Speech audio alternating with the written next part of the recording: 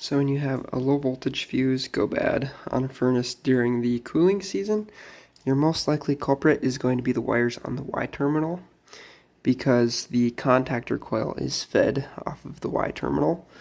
You can see this pair right here. One goes to the common, one goes to the Y.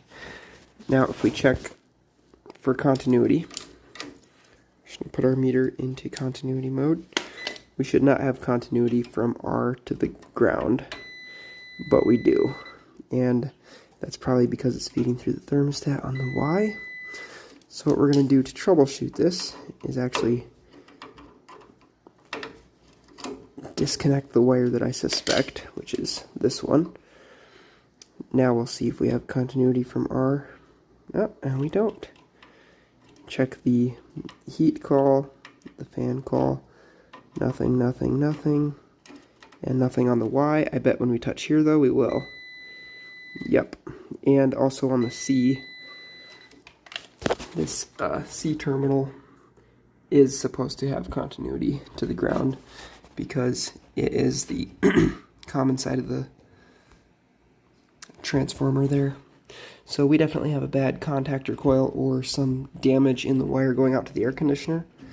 If you had continuity to ground where you shouldn't have on one of these other wires, then you might have something along those. You got to look where it goes into the cabinet, make sure it has one of these plastic rings protecting it, and just follow the low voltage back.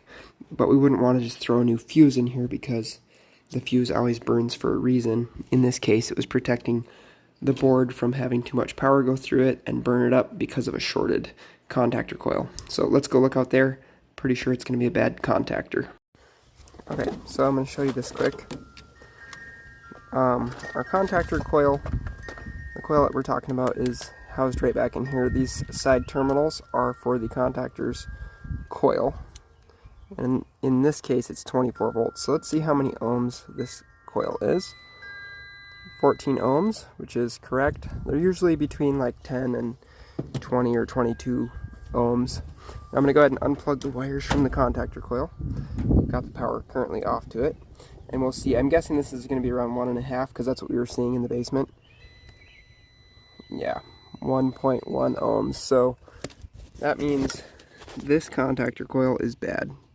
It has melted down and shorted, so the electricity is no longer going in a long loop with high resistance. It's just shorted. So the electricity is going on a short path and drawing too much amperage and burning the fuse out. So we'll go ahead and swap out this contactor. Of course, it's got the power off. I already checked it.